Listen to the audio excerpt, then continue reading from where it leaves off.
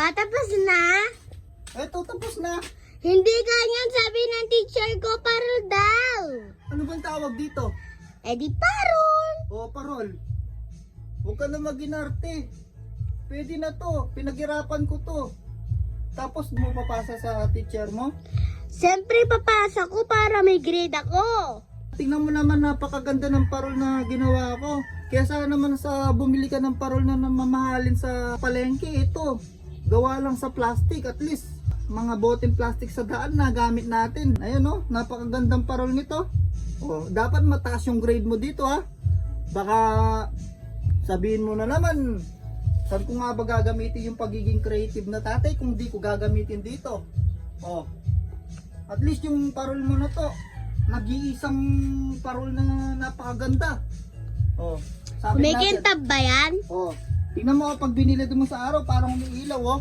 Oo nga di, no. Parang umiilaw na. Sabit Ayun, mo nga. Sabit natin. Tatry natin kung maganda nga ba yung parol na ginawa ng tatay mo. O, di ba? Napakaganda ng parol ng tatay mo. Eto, ganito lang yung ginawa ko dito. Ayan o. Gumamit nga lang ako ng gunting, sinulid, at syempre yung plastic bottle na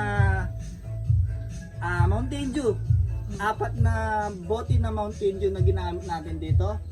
At syempre shoutout mo yung tita mo na nagbigay ng bote na to. Sino nga ba nagbigay ng bote na to? Si Tita Joy. Oh, yun. Siya yung nagbigay ng bote na to. So ginamitan natin siya ng tawag dito, bling bling. Buntot. Buntot, kala ko bling bling.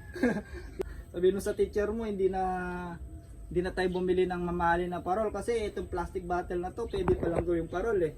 Siyempre, alam mo naman yung tatay mo bilang creative na tatay, ginamit natin sa mga gantong bagay, di ba? So siyempre sa mga plastic bottle pwede pa lang gawin na parol, no? Napakalupit ng parol na ginawa natin mga boss. Yeah. So yan, maraming salamat sa panonood. Like and follow.